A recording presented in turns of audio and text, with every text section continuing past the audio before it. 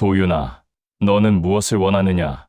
값은 재물에 있는 것이 아니라고 했습니다. 조선 후기 평안도 영변의 작은 마을 송월, 배 짜는 장인 윤대감의 두 아들이 유산을 나누던 날이었죠. 큰아들은 기와집과 논밭, 곡식 창고를 탐했습니다.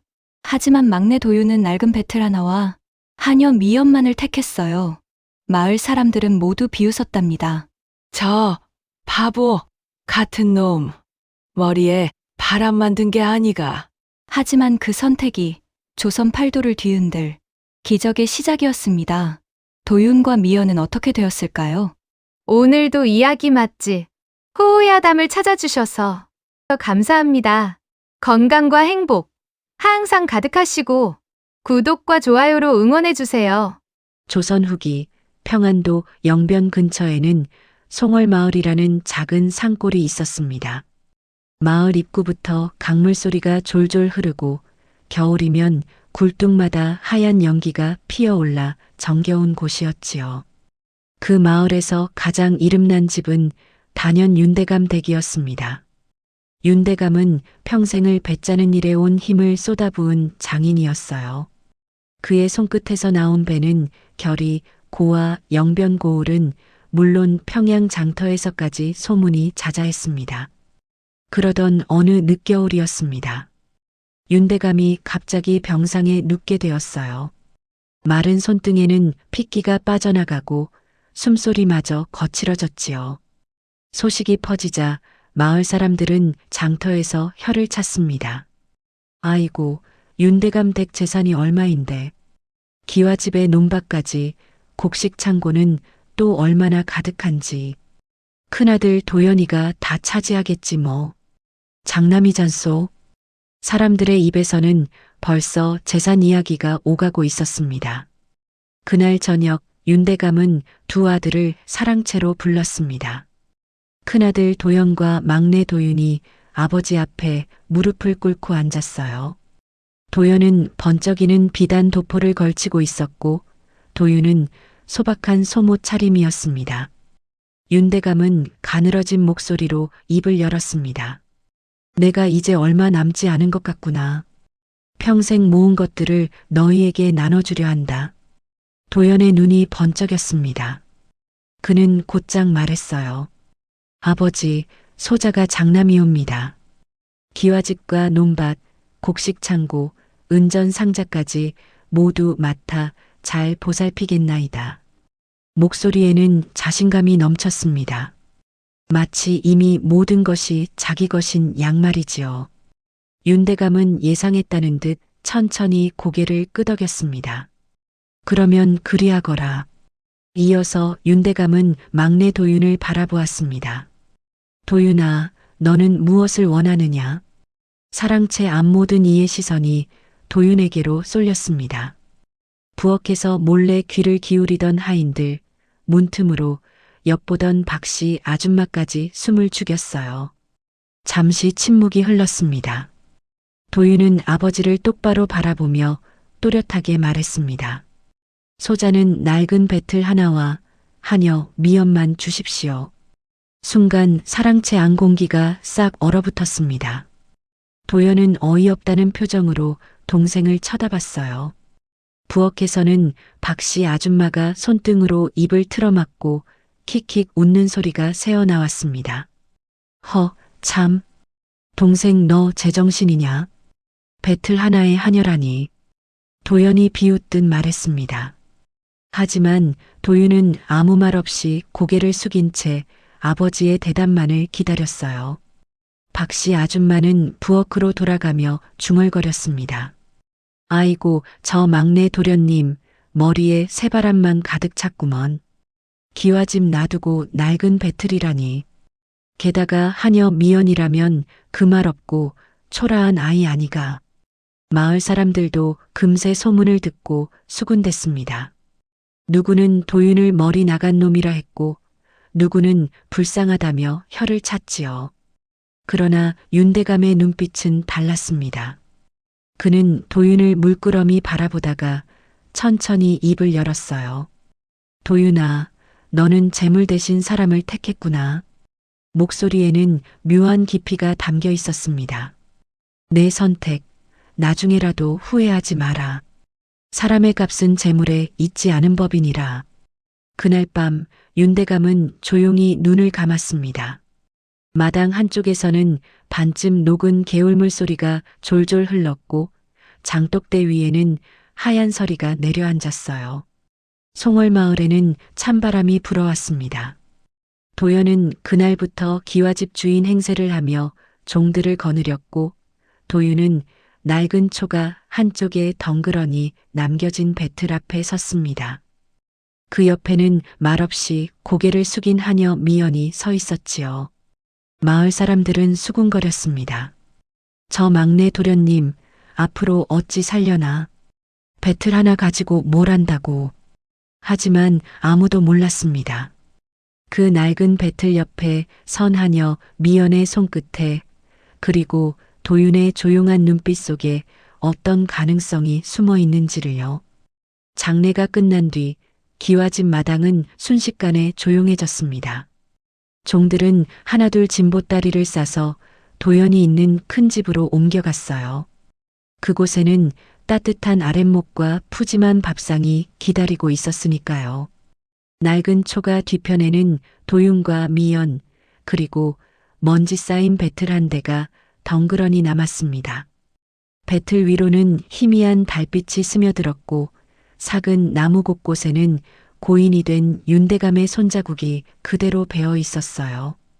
도윤은 창문 너머로 미연을 바라보았습니다. 그녀는 말없이 배틀 앞에 앉아 천 조각들을 하나씩 정리하고 있었지요. 가느다란 손가락 사이로 낡은 삼배가 스쳐 지나갔습니다. 며칠이 지난 어느 밤이었습니다. 도윤은 마당에서 물을 뜨려다 문득 이상한 소리를 들었어요. 배틀이 놓인 사랑채 쪽에서 나직한 중얼거림이 들려왔습니다. 도윤은 발소리를 죽이고 살며시 다가갔습니다. 문틈 사이로 미연의 모습이 보였어요. 그녀는 배틀 나무를 손끝으로 쓰다듬으며 혼잣말을 하고 있었습니다. 어르신, 다들 버리려 하지만 저는 알아요. 아직 숨이 남은 배틀이라는 걸. 목소리는 조용했지만 단단했습니다. 마치 오랜 버색에 말을 거는 것처럼 다정했지요. 도윤은 숨을 죽인 채 그 장면을 지켜보았습니다. 바로 그때 마당 문이 삐걱 소리를 내며 열렸습니다. 허리 굽은 노인 하나가 느릿느릿 들어섰어요. 달빛 아래 드러난 그의 실루엣은 앙상했지만 눈빛만큼은 또렷했습니다. 허공의 딸 미연이 아니더냐. 갈라진 목소리가 고요한 밤 공기를 가르며 퍼졌습니다. 미연의 어깨가 움찔했어요. 도윤의 눈도 휘둥그레졌습니다. 허공이라는 이름을 들은 순간 어디선가 들어본 듯한 기억이 스쳤거든요. 노인은 천천히 배틀 앞으로 다가왔습니다. 그는 마을에서 염색일을 하던 주실 영감이었어요. 허공이라면 평양 일대에 이름난 그 염색장을 말씀하시는 겁니까? 도윤이 조심스레 물었습니다. 주실 영감은 고개를 끄덕이며 미연을 물끄러미 바라보았어요. 그래, 이 아이가 바로 그 사람 핏줄이지. 손을 보게. 물에, 염료에, 실에 찌든 손이야.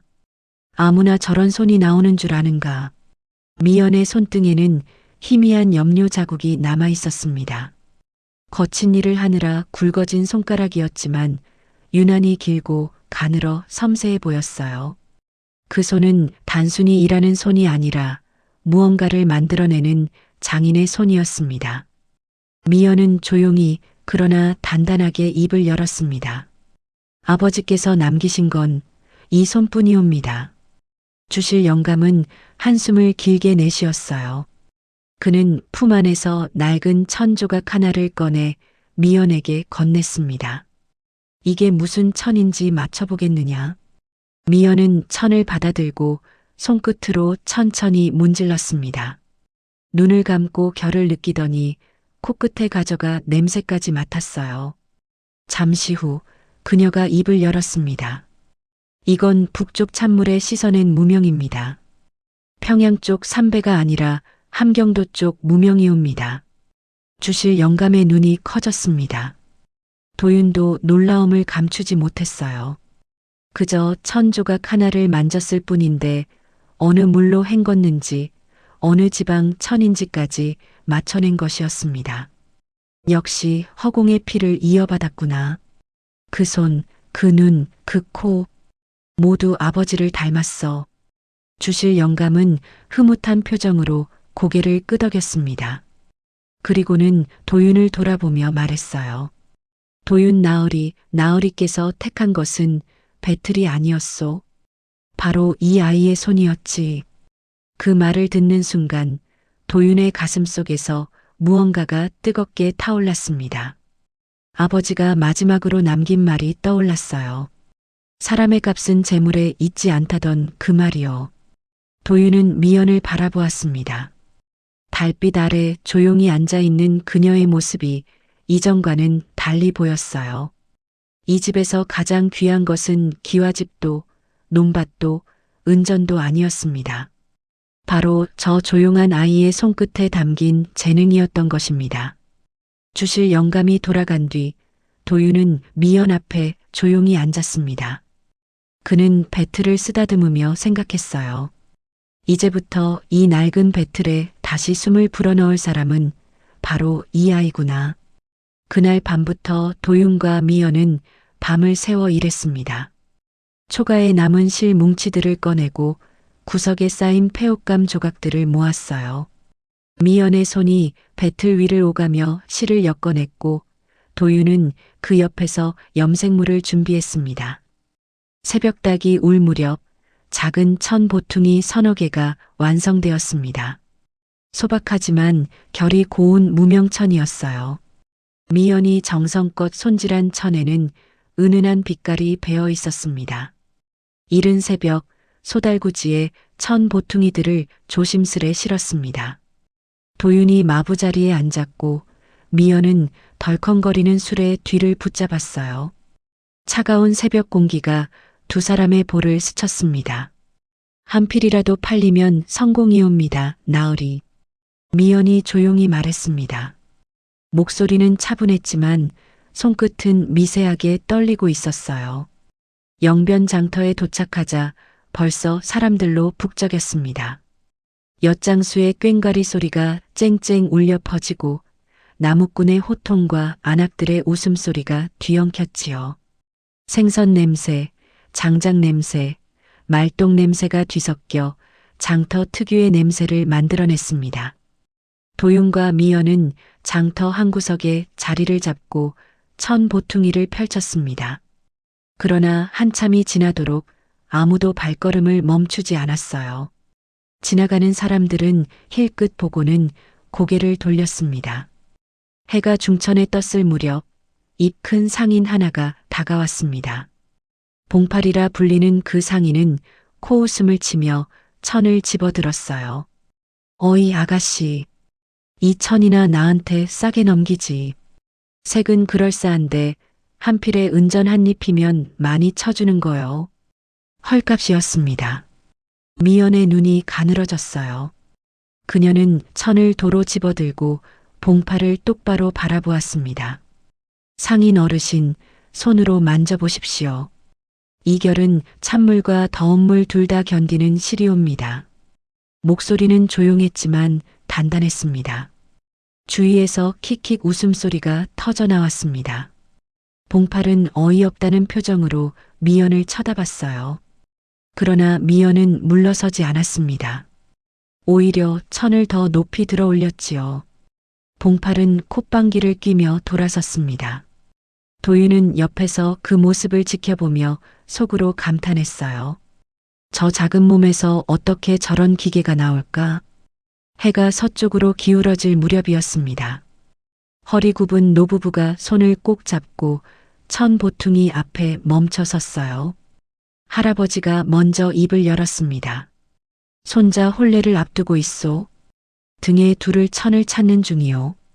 미연은 가장 부드러운 천 한 필을 골라 펼쳤습니다. 햇살이 천 위로 스며들며 은은한 빛을 냈어요. 이 천은 등에 업어도 꿰맨 자리가 아프지 않을 겁니다. 손자 들이시기에 좋을 듯 하옵니다. 할머니가 천을 손으로 쓰다듬었습니다.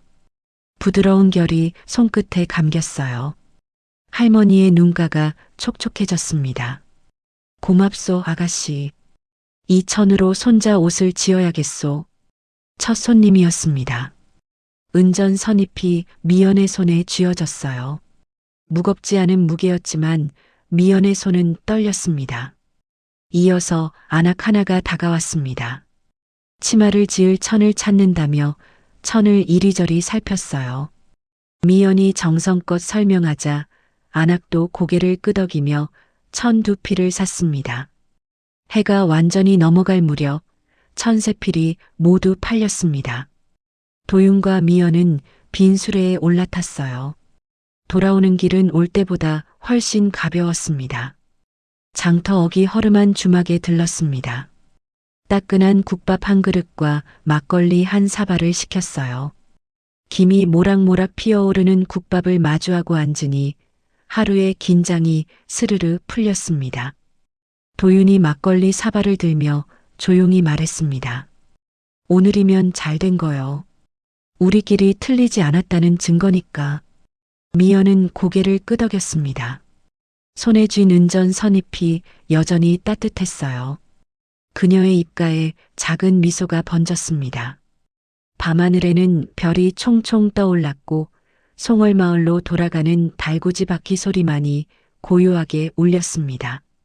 그날 밤부터 도윤과 미연은 밤을 새워 일했습니다. 초가에 남은 실 뭉치들을 꺼내고 구석에 쌓인 폐옷감 조각들을 모았어요.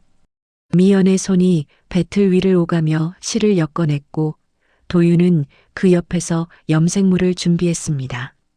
새벽닭이 울 무렵 작은 천 보퉁이 서너 개가 완성되었습니다. 소박하지만 결이 고운 무명천이었어요. 미연이 정성껏 손질한 천에는 은은한 빛깔이 배어 있었습니다. 이른 새벽 소달구지에 천 보퉁이들을 조심스레 실었습니다. 도윤이 마부자리에 앉았고 미연은 덜컹거리는 술에 뒤를 붙잡았어요. 차가운 새벽 공기가 두 사람의 볼을 스쳤습니다. 한 필이라도 팔리면 성공이옵니다, 나으리. 미연이 조용히 말했습니다. 목소리는 차분했지만 손끝은 미세하게 떨리고 있었어요. 영변 장터에 도착하자 벌써 사람들로 북적였습니다. 엿장수의 꽹과리 소리가 쨍쨍 울려 퍼지고 나무꾼의 호통과 안악들의 웃음소리가 뒤엉켰지요. 생선 냄새, 장작 냄새, 말똥 냄새가 뒤섞여 장터 특유의 냄새를 만들어냈습니다. 도윤과 미연은 장터 한 구석에 자리를 잡고 천 보퉁이를 펼쳤습니다. 그러나 한참이 지나도록 아무도 발걸음을 멈추지 않았어요. 지나가는 사람들은 힐끗 보고는 고개를 돌렸습니다. 해가 중천에 떴을 무렵 입 큰 상인 하나가 다가왔습니다. 봉팔이라 불리는 그 상인은 코웃음을 치며 천을 집어들었어요. 어이 아가씨, 이 천이나 나한테 싸게 넘기지. 색은 그럴싸한데 한 필에 은전 한 잎이면 많이 쳐주는 거요. 헐값이었습니다. 미연의 눈이 가늘어졌어요. 그녀는 천을 도로 집어들고 봉팔을 똑바로 바라보았습니다. 상인 어르신, 손으로 만져보십시오. 이 결은 찬물과 더운 물 둘 다 견디는 실이옵니다. 목소리는 조용했지만 단단했습니다. 주위에서 킥킥 웃음소리가 터져나왔습니다. 봉팔은 어이없다는 표정으로 미연을 쳐다봤어요. 그러나 미연은 물러서지 않았습니다. 오히려 천을 더 높이 들어 올렸지요. 봉팔은 콧방귀를 뀌며 돌아섰습니다. 도윤은 옆에서 그 모습을 지켜보며 속으로 감탄했어요. 저 작은 몸에서 어떻게 저런 기계가 나올까? 해가 서쪽으로 기울어질 무렵이었습니다. 허리 굽은 노부부가 손을 꼭 잡고 천 보퉁이 앞에 멈춰 섰어요. 할아버지가 먼저 입을 열었습니다. 손자 혼례를 앞두고 있소. 등에 두를 천을 찾는 중이요. 미연은 가장 부드러운 천 한 피를 골라 펼쳤습니다. 햇살이 천 위로 스며들며 은은한 빛을 냈어요. 이 천은 등에 업어도 꿰맨 자리가 아프지 않을 겁니다. 손자 들이시기에 좋을 듯 하옵니다. 할머니가 천을 손으로 쓰다듬었습니다. 부드러운 결이 손끝에 감겼어요. 할머니의 눈가가 촉촉해졌습니다. 고맙소, 아가씨. 이 천으로 손자 옷을 지어야겠소. 첫 손님이었습니다. 은전 선잎이 미연의 손에 쥐어졌어요. 무겁지 않은 무게였지만 미연의 손은 떨렸습니다. 이어서 안악 하나가 다가왔습니다. 치마를 지을 천을 찾는다며 천을 이리저리 살폈어요. 미연이 정성껏 설명하자 안악도 고개를 끄덕이며 천 두 필을 샀습니다. 해가 완전히 넘어갈 무렵 천 세 필이 모두 팔렸습니다. 도윤과 미연은 빈 수레에 올라탔어요. 돌아오는 길은 올 때보다 훨씬 가벼웠습니다. 장터 어기 허름한 주막에 들렀습니다.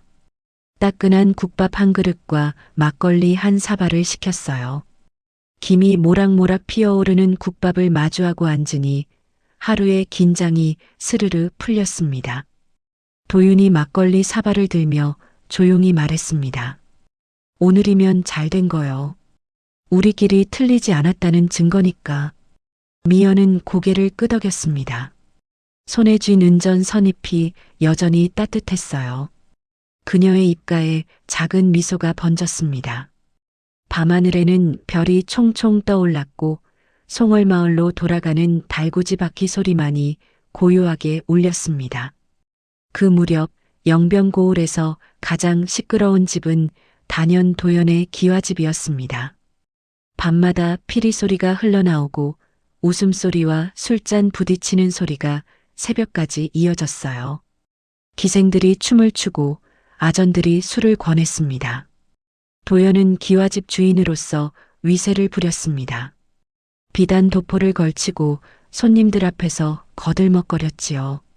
종들은 밤낮 없이 술상을 날랐고 곡식 창고의 곡식은 눈에 띄게 줄어들었습니다.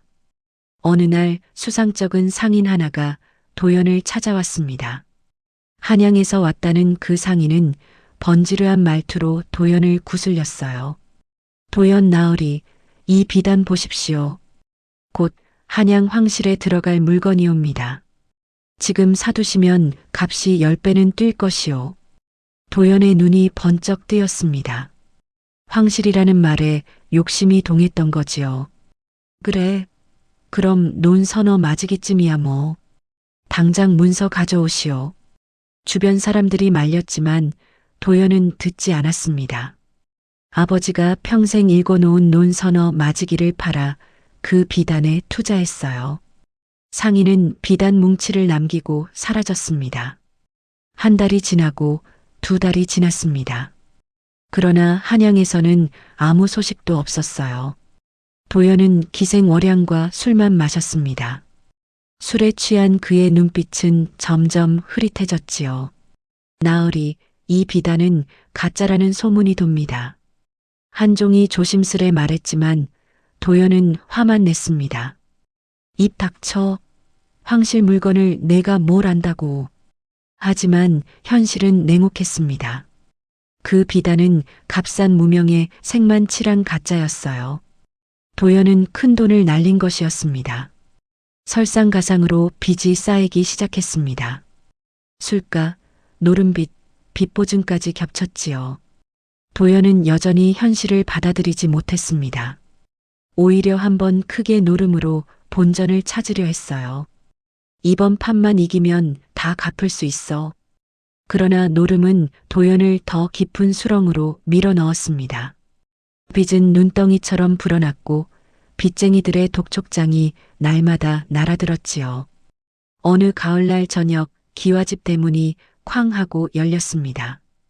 험상궂은 산의 대여섯 명이 우르르 들어섰어요. 도연이가 어디 있느냐? 빚 갚으라고 몇 번을 말했는데. 빚쟁이들이었습니다. 그들은 사정없이 집 안으로 들어와 가재도구를 뒤지기 시작했어요. 장롱이 뒤집히고 비단 뭉치가 마루 바닥으로 질질 끌려 나왔습니다. 이것들 다 가져가야겠소. 곡식 창고도 비워야 하고. 도연은 마당 한 구석에서 멍하니 그 광경을 지켜보았습니다. 손 하나 까딱할 힘도 없었어요. 기생월양은 이미 사라진 뒤였고 아전들도 발길을 끊었습니다. 해가 지고 어둠이 내렸습니다. 기와집 마당은 순식간에 텅 비었어요. 화려했던 비단도 곡식도 가구도 모두 사라졌습니다. 마당에는 빗자루 하나만 덩그러니 굴러다녔지요. 그날 밤 도연은 얼어붙은 마당 구석에 웅크린 채 누웠습니다. 한때 따뜻한 온돌방에서 비단 이불을 덮고 잤던 자신이 이제는 찬바람을 맞으며 차가운 돌바닥을 베고 누워 있었어요. 멀리서 개 짖는 소리가 들렸습니다. 도연은 하늘을 바라보았어요. 별들이 총총히 떠 있었습니다. 문득 동생 도윤의 얼굴이 떠올랐지요. 낡은 배틀과 하녀 하나만 받아간 동생. 그때는 비웃었던 그 선택이 이제는 부러워 보였습니다. 재산은 손쉽게 날아갔지만 사람과 재능은 남는다는 것을 이제야 깨달았어요. 도연의 눈가에 눈물이 맺혔습니다. 차가운 바람이 마당을 스쳐 지나갔고 한때 영화롭던 기와집은 그렇게 고요해졌습니다. 영변 장터에서 돌아온 뒤 도윤과 미연은 새로운 결심을 했습니다. 낡은 초가 앞에 조그만 나무판 하나를 걸었어요. 삐뚤빼뚤하지만 정성스레 글씨를 새긴 간판이었습니다. 송월 천공방. 낮이면 배틀줄이 타닥타닥 소리를 냈습니다. 미연의 손이 쉴 새 없이 실을 엮어냈고 도윤은 그 옆에서 실 뭉치를 정리했어요. 해가 지면 마당 한쪽에 염색 솥을 걸었습니다. 모락모락 김이 피어오르며 은은한 색이 물들어갔지요. 두 사람의 하루는 규칙적이었습니다. 새벽에 일어나 배를 짜고 낮에는 염색물을 다루고 밤에는 새로운 문양을 구상했어요. 쉬는 시간은 거의 없었지만 둘의 얼굴에는 생기가 돌았습니다. 어느 봄날 오후였습니다.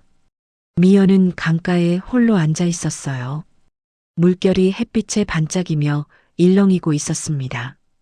그녀는 그 물결을 한참이나 물끄러미 바라보았지요. 이 결을 천 위에 옮길 수 있다면.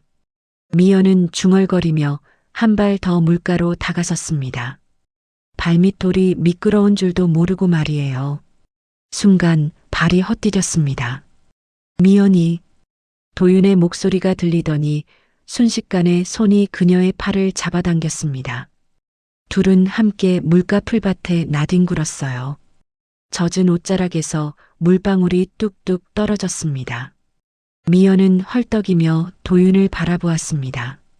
도윤의 손은 여전히 그녀의 팔을 붙잡고 있었어요. 두 사람의 눈이 마주쳤습니다. 미연의 볼이 살짝 붉어졌지요. 괜찮소? 도윤이 조심스레 물었습니다. 미연은 고개를 끄덕이며 황급히 몸을 일으켰어요. 죄송하옵니다, 나으리. 문양 생각에 정신이 팔려. 멀리서 이 광경을 본 박씨 아줌마가 혀를 차며 웃었습니다. 아이고, 저 젊은 것들. 물에도 빠져보고 사랑에도 빠져보고. 그래, 그렇게 살아야지. 그날 밤 미연은 물결 문양을 천에 새겨 넣었습니다. 물이 흐르듯 자연스러운 곡선이 천 위에 피어났어요. 도윤은 그 천을 보며 감탄했습니다. 송월 천공방의 소문이 조금씩 퍼지기 시작했습니다. 박씨 아줌마가 이웃 마을까지 돌아다니며 입이 마르도록 자랑했거든요. 저 집 천은 말이여, 색이 사람 마음을 붙잡는단 말이여. 한번 보면 안 살 수가 없어. 그러자 슬슬 샘을 내는 이들도 생겼습니다. 영변 장터의 경쟁 상인 하나가 몰래 송월 천공방을 찾아왔어요. 밤중이었습니다. 상인은 조심조심 마당으로 들어와 염색 항아리 쪽으로 다가갔습니다. 품속에서 이상한 가루 봉지를 꺼내 항아리에 풀어 넣으려던 순간이었어요. 냄새가 다릅니다. 어둠 속에서 목소리가 들려왔습니다. 상인은 화들짝 놀라 뒤를 돌아봤어요. 미연이 촛불 하나를 들고 서 있었습니다. 우리 물이 아니옵니다. 무엇을 섞으려 하신 겁니까? 미연은 항아리 뚜껑을 열고 냄새를 맡았습니다. 코를 찌르는 이상한 냄새가 났어요. 이 집 염색물에 손대지 마십시오. 손님들 옷에 배인 냄새까지 제가 책임지니 함부로 망치지 마시오. 목소리는 조용했지만 단호했습니다. 상인은 할 말을 잃고 도망치듯 사라졌어요. 도윤이 소리를 듣고 뛰어나왔습니다. 미연은 침착하게 항아리를 살펴보고 있었지요. 어떻게 알았소? 냄새가 다르옵니다. 우리 염료는 풀 냄새가 섞여 있는데 방금 것은 쇠 냄새가 났습니다. 도윤은 감탄했습니다. 그녀의 감각은 정말 남달랐어요. 냄새만으로도 염료의 차이를 알아채다니 말입니다. 그날 이후 송월 천공방을 함부로 넘보는 이는 없었습니다. 미연의 예민한 감각이 공방을 지키는 파수꾼 역할을 했던 거지요. 박씨 아줌마는 이 소문을 듣고 마을 사람들에게 또 떠들어댔습니다. 그러니까 말이여, 미연이 그 아이가 허공 장인 핏줄이라니까. 코로 염료를 맞추는 아이를 어디서 보겠소? 송월 천공방의 이름은 그렇게 조금씩, 그러나 확실하게 영변고을에 퍼져나갔습니다. 송월 천공방의 이름이 영변고을에 퍼지자 뜻밖의 일들이 생기기 시작했습니다. 어느 날 오후 반듯한 갓을 쓴 중매쟁이가 공방 마당에 들어섰어요. 손에는 붉은 보자기로 싼 물건을 들고 있었습니다. 도윤 나으리 영변 김찬봉 댁에서 혼처를 논하고자 이렇게 찾아왔나이다. 중매쟁이의 목소리는 공손했지만 어딘가 거들먹거리는 느낌이 묻어났습니다. 마당 한쪽에서 일하던 하인 둘이 귀를 쫑긋 세웠어요. 공방 주인이면 이제 제대로 된 기와집 교수를 맞으셔야지요. 그러게 말이요. 아무리 장사를 잘해도 신분은 신분이니. 속삭이는 목소리가 뒤뜰까지 들렸습니다. 미연은 실을 정리하다가 그만 손을 멈췄어요. 손에 들고 있던 실꾸러미가 툭 바닥에 떨어졌습니다. 며칠 사이 혼담이 2건 더 들어왔습니다. 모두 영변고을의 양반 집안이었어요. 중매쟁이들이 오갈 때마다 마을에는 소문이 퍼졌습니다. 송월 천공방 주인, 곧 양반 규수를 맡는데요. 그럼 하녀 미연이는 어쩌려고? 공방에서 일하는 사람들의 눈빛도 미묘하게 달라졌습니다. 미연에게 말을 걸던 이들도 하나둘 거리를 두기 시작했어요. 누가 미래의 안주인이 될지 모르니 함부로 가까이 하면 안 된다는 눈치였습니다. 박씨 아줌마만은 달랐습니다. 그녀는 장터에서 만난 사람들에게 큰 소리로 말했어요. 사람값은 손에서 나는 거지 족보에서 나는 게 아니요. 미연이 그 아이 손 좀 보시오. 저런 손이 어디 흔한가. 하지만 미연의 마음은 점점 무너져 내렸습니다. 밤마다 홀로 앉아 생각했어요. 자신은 하녀 출신일 뿐이라고 감히 도윤 옆자리를 꿈꿔서는 안 된다고 말입니다. 그날 밤 달이 유난히 밝았습니다. 미연은 우물가로 나와 물두레를 붙잡고 앉았어요. 찬바람이 불어와 옷자락을 흔들었습니다. 이 손은 원래 주인 마님 옷이나 짓는 손이었지.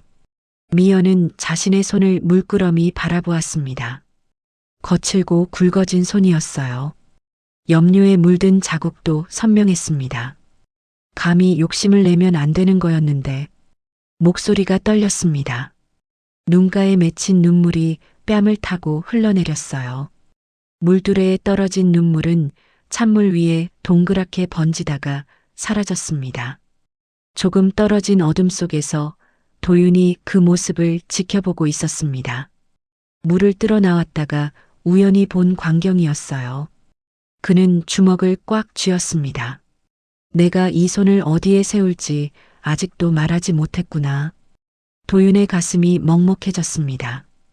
미연은 여전히 우물가에 앉아 조용히 울고 있었어요. 달빛이 그녀의 어깨 위로 쏟아졌습니다. 다음 날 아침 또 다른 중매쟁이가 찾아왔습니다. 이번에는 평양의 큰 상단 딸이라고 했어요. 중매쟁이는 목에 힘을 주고 말했습니다. 도윤 나으리 평양 최고 상단의 규수이옵니다. 혼처로 이만한 곳이 어디 있겠나이까?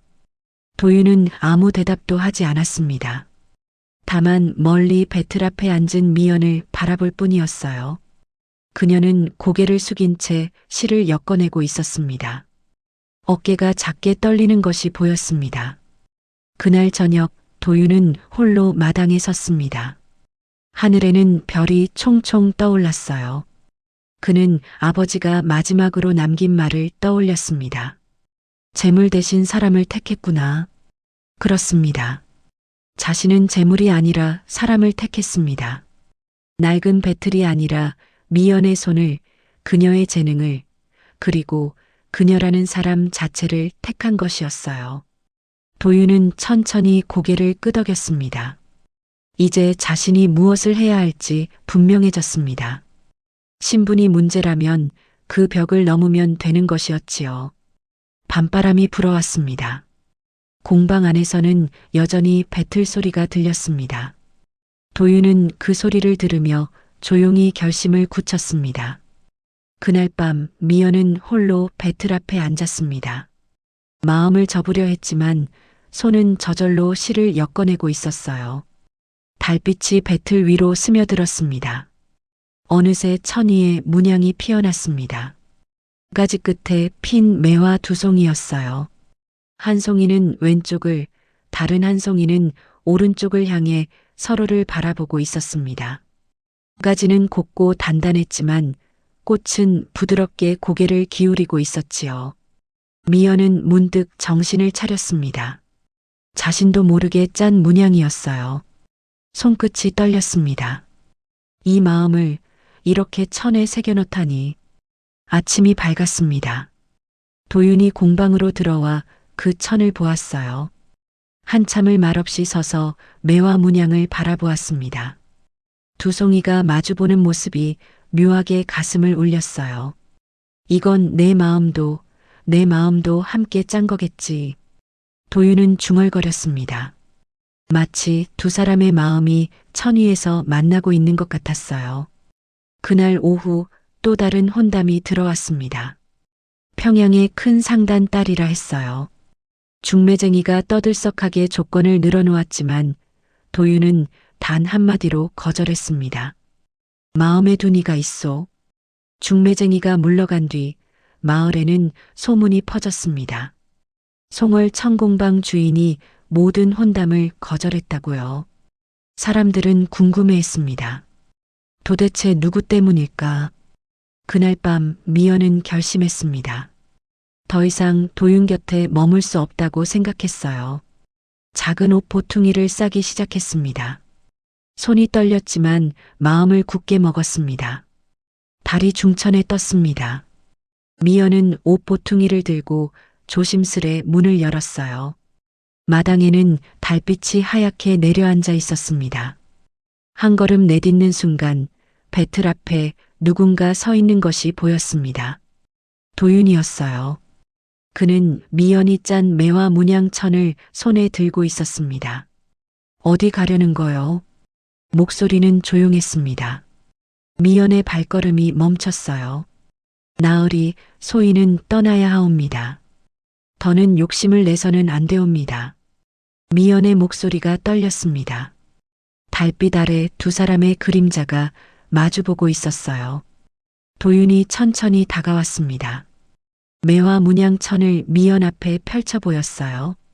이 매화 두 송이 너와 나를 닮지 않았소. 미연은 고개를 들었습니다. 도윤의 눈빛이 달빛 속에서 또렷하게 빛났어요. 내가 영변 김찬봉대 콘담을, 평양상단 혼담을 모두 거절한 까닭을 아직 말하지 않았지. 공기가 멈춘 듯 고요해졌습니다. 미연의 숨소리만이 조용히 들렸어요. 나는 재산이 아니라 사람을 택하기로 마음먹었소. 그날 아버지 앞에서 그랬던 것처럼 말이요. 도윤이 한 걸음 더 다가섰습니다. 이번에도 나는 너를 택할 거요. 미연의 눈가에 눈물이 맺혔습니다. 손에 들고 있던 옷 보퉁이가 툭 바닥에 떨어졌어요. 나으리 소희는 하녀 출신일 뿐이옵니다. 그래서 더 귀한 거요. 내 손이, 내 재능이, 그리고 너라는 사람이 귀한 거요. 도윤이 조심스레 미연의 손을 잡았습니다. 거친 손이었지만 따뜻했어요. 미연의 손도 떨리고 있었습니다. 나와 함께 이 공방을, 이 길을 걸어주겠소. 달빛이 두 사람을 비췄습니다. 미연은 고개를 끄덕였어요.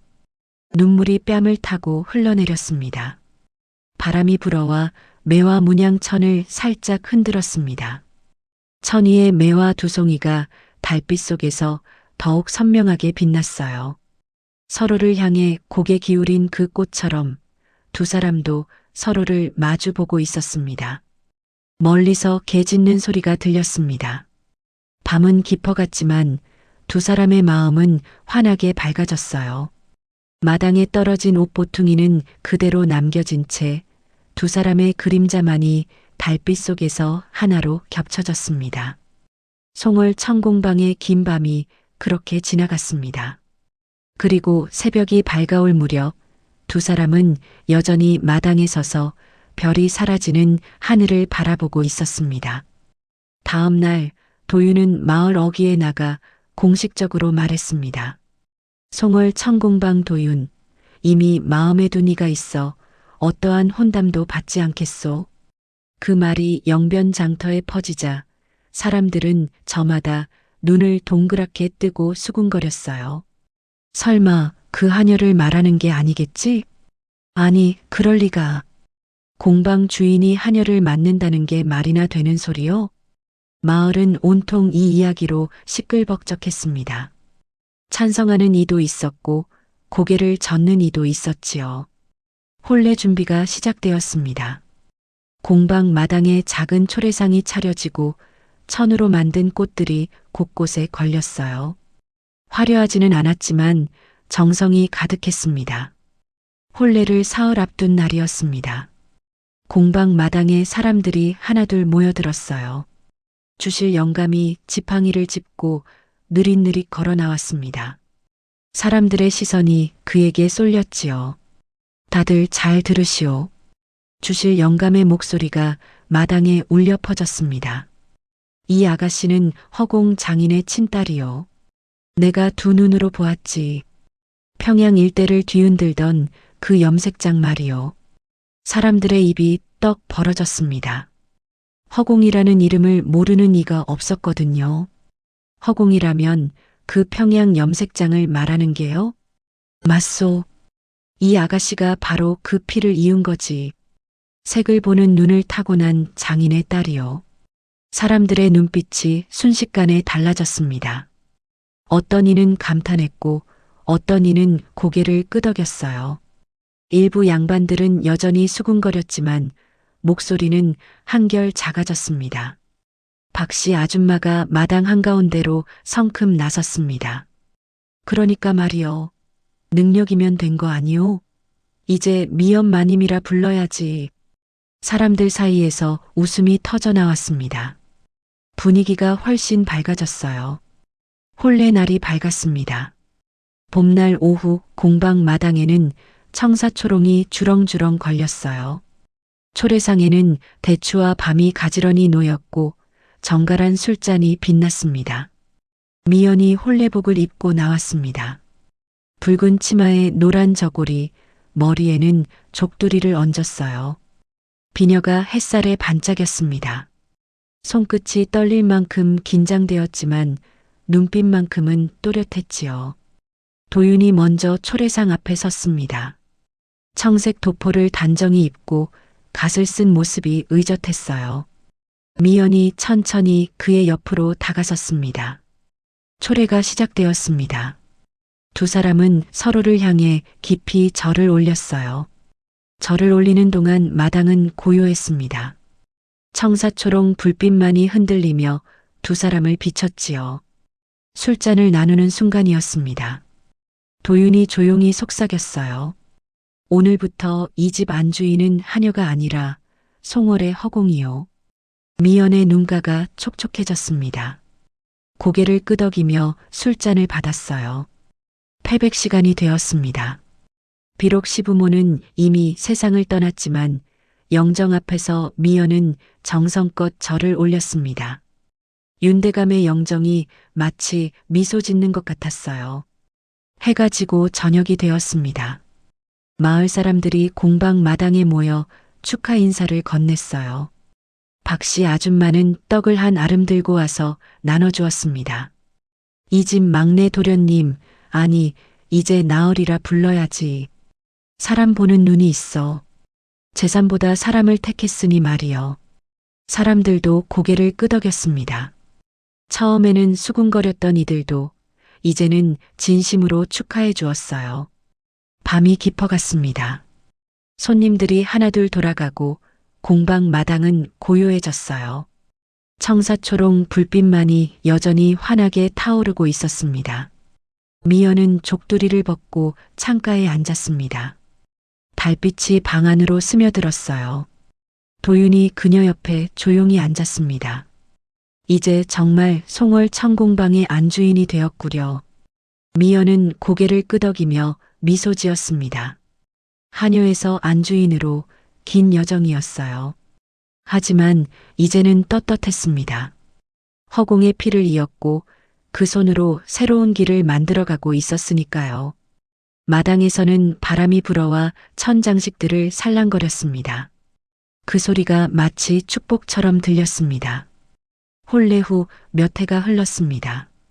송월 청공방의 이름은 영변고을을 넘어 조선 팔도로 퍼져나갔어요. 공방 간판 아래에는 작은 글씨가 하나 더 붙었습니다. 조선 문양천 상단. 평양에서는 기생들이 새 옷감을 구하러 왔고 개성에서는 부유한 상인들이 보자기를 주문했어요. 함흥의 양반 집안에서도 혼수천을 맞추러 사람을 보냈습니다. 문양이 고와야 송월천이지. 사람들은 입을 모아 말했습니다. 미연이 짠 물결 문양과 매화 문양은 조선 팔도에 알려졌어요. 어느 봄날이었습니다. 한양 남대문 옆 큰 상단에서 사절이 송월마을을 찾아왔어요. 번듯한 옷차림의 상인이 공방 마당으로 들어섰습니다. 한양 장터에서도 송월천을 팔고 싶소이다. 한양 사람들이 문양천을 보고 싶다 하옵니다. 도윤과 미연은 서로를 바라보았습니다. 한양까지, 정말 한양까지 이름이 퍼진 것이었어요. 그해 가을, 한양에서 문양천 품평회가 열렸습니다. 조선 각지의 천장인들이 모두 모였어요. 도윤과 미연도 송월천을 가지고 한양으로 향했습니다. 품평회장에는 긴 상이 펼쳐져 있었습니다. 그 위로 각지에서 온 천들이 하나씩 놓였어요. 화려한 색의 천도 있었고 복잡한 문양의 천도 있었습니다. 미연의 매화 문양천과 물결 문양천이 나란히 펼쳐졌습니다. 소박했지만 은은한 빛이 났어요. 관료들이 천을 하나씩 살펴보기 시작했습니다. 한 관료가 미연의 천 앞에서 오래 멈춰 섰습니다. 손으로 천을 쓰다듬으며 고개를 끄덕였어요. 이 문양은 화려하지 않으나 보면 볼수록 기품이 있구나. 단순하지만 깊이가 있어. 다른 관료들도 모여들었습니다. 모두 감탄하며 천을 바라보았지요. 이게 바로 송월천이라는 것이요? 그렇습니다. 평안도 영변 근처 송월마을에서 왔나이다. 결과가 발표되었습니다. 송월 청공방의 문양천이 1등을 차지했어요. 도윤과 미연은 믿기지 않는 표정으로 서로를 바라보았습니다. 소식은 빠르게 송월마을로 전해졌습니다. 박씨 아줌마는 장터 한가운데로 뛰쳐나가 큰 소리로 외쳤어요. 아이고, 우리 마을이 조선 천의 고향이여. 송월 문양 몰라보는 사람은 간첩이여. 마을 사람들이 모두 모여 축하했습니다. 처음 낡은 배틀 하나로 시작했던 공방이 이제는 조선 최고의 문양천 상단이 된 것이었어요. 더 놀라운 소식이 들려왔습니다. 궁중에서 송월천을 소량 들여가겠다는 것이었어요. 전하께서 품평회에서 본 문양천이 마음에 드셨다는 정갈이었습니다. 전하께서 흡족해 하셨다 하옵니다. 궁중 사람이 전한 말에 미연은 가슴이 벅차올랐습니다. 한때 하녀였던 자신의 손에서 나온 천이 이제는 궁중까지 들어가게 된 것이었어요. 공방은 점점 커졌습니다. 일손이 부족해 사람을 더 들였고 배틀도 서너 대로 늘었어요. 하지만 미연은 변하지 않았습니다. 새벽이면 여전히 가장 먼저 일어나 공방으로 나왔어요. 첫 배틀줄을 직접 매는 것이 그녀의 습관이었습니다. 어느 새벽 도윤이 조용히 미연을 바라보았습니다. 달빛 아래 배틀줄을 매고 있는 그녀의 뒷모습이 처음 만났던 그날과 똑같았어요. 처음 짰던 그 천처럼 한 올도 흐트러지지 않게. 미연이 중얼거렸습니다. 성공했어도 이름이 퍼져도 그녀는 여전히 초심을 잃지 않고 있었어요. 도윤은 조용히 미소 지었습니다. 아버지가 말씀하셨던 것이 떠올랐지요. 사람의 값은 재물에 있지 않다고, 사람을 보는 눈이 가장 중요하다고 말입니다. 그 말이 옳았습니다. 낡은 배틀과 하녀 하나를 선택했던 그날의 결정이 이렇게 조선 팔도를 울리는 결과를 만들어낸 것이었어요. 송월마을의 아침이 밝아왔습니다. 공방 굴뚝에서 연기가 피어올랐고 배틀 소리가 경쾌하게 울렸습니다. 조선 천의 고향 송월마을의 새로운 하루가 시작되었습니다. 그해 겨울 송월마을에는 눈이 유난히 많이 내렸습니다. 하늘에서 내려온 눈송이가 온 마을을 하얗게 덮었어요. 어느 날 오후였습니다. 하인 하나가 허겁지겁 공방으로 뛰어왔어요. 나으리, 대문 앞에 누가 쓰러져 있사옵니다. 숨이 붙어 있는지 도윤이 급히 밖으로 나갔습니다. 대문 앞 눈더미 속에 반쯤 파묻힌 사내 하나가 떨고 있었어요. 얼어붙은 손, 하얀 숨결, 파리한 얼굴. 도윤이 눈을 닦아내자 그 얼굴이 보였습니다. 믿을 수 없었어요. 형님, 도연이었습니다. 한때 기와집 주인이었던 모든 재산을 가졌던 형이었어요. 이제는 누더기를 걸치고 눈 속에 쓰러져 있었습니다. 도윤아. 얼어붙은 입술이 간신히 움직였습니다. 도윤과 하인들이 도연을 들어 올렸습니다. 공방 안 따뜻한 아랫목에 눕혔어요. 미연이 이불을 덮어주고 따뜻한 죽을 한 그릇 끓였습니다. 한참 만에 도연이 눈을 떴습니다. 방 안을 둘러보다가 동생과 눈이 마주쳤어요. 고개를 돌리며 말했습니다. 내가 잘못했다. 재산만 믿고 사람을 몰랐구나. 목소리가 떨렸습니다. 부끄러움과 후회가 뒤섞여 있었어요. 미연이 조용히 죽그릇을 내밀었습니다. 김이 모락모락 피어올랐어요. 옷감도 다시 짜면 새 옷이 되듯이 사람도 다시 살면 새 길이 나옵니다. 형님, 도연의 눈가에 눈물이 맺혔습니다. 떨리는 손으로 죽그릇을 받았어요. 며칠이 지나 도연의 몸이 회복되었습니다. 도윤이 형에게 말했어요. 형님, 공방 창고지기 일을 맡아주십시오. 술과 노름만 끊으신다면 함께 살 수 있습니다. 도연은 고개를 깊이 숙였습니다. 고맙다, 동생아. 이번엔 제대로 살아보마. 다음 날부터 도연은 새벽 가장 먼저 일어났습니다. 창고 문을 열고 천 뭉치들을 하나씩 세어보았어요. 장부에 기록하고 먼지를 털어내고 정리하는 일을 성실하게 해냈습니다. 술도 입에 대지 않았습니다. 노름판 소식을 들어도 발길을 돌렸어요. 매일 아침 창고를 열고 저녁이면 문을 닫는 일상이 이어졌습니다. 시간이 흘렀습니다. 어느새 3년이 지났어요. 도연의 얼굴에는 생기가 돌았고 어깨도 당당해졌습니다. 그 사이 도윤과 미연 사이에는 아들이 태어났습니다. 통통한 뺨에 귀여운 아이였어요. 아이는 창고를 좋아해서 자주 찾아갔습니다. 어느 봄날 오후였습니다. 도연은 창고 앞에서 조카를 무릎 위에 앉혔어요. 햇살이 따스하게 내리쬐었습니다. 얘야, 삼촌이 너한테 중요한 이야기를 해줄게. 아이가 고개를 갸웃거렸습니다. 재물보다 더 귀한 게 뭔지 아느냐? 사람을 알아보는 눈이란다. 도연은 공방 쪽을 바라보았습니다. 배틀 소리가 경쾌하게 들려왔어요. 너희 아버지는 그 눈을 가졌단다. 낡은 배틀과 하녀 하나를 택했을 때 모두가 비웃었지. 하지만 아버지는 사람을 봤어. 재물이 아니라 사람의 가능성을 본 거야. 아이가 진지하게 듣고 있었습니다. 너희 어머니는 그 손을 가졌지. 천을 짜는 손, 색을 보는 눈, 그리고 무엇보다 변하지 않는 마음을 가졌단다. 도연의 목소리가 따뜻했습니다. 한때 모든 것을 잃고 눈 속에 쓰러졌던 그였지만 이제는 삶의 진짜 의미를 알게 되었어요. 삼촌도 배웠단다. 늦었지만 말이야. 인생은 옷감 같은 거야. 잘못 짜도 다시 풀어서 새로 짜면 돼. 아이가 방긋 웃었습니다. 도연도 미소 지으며 아이를 안아 올렸어요. 마당 너머로 도윤과 미연이 함께 걸어오는 모습이 보였습니다. 두 사람은 여전히 손에 실 뭉치를 들고 있었어요. 일하다 잠시 쉬러 나온 것이었습니다.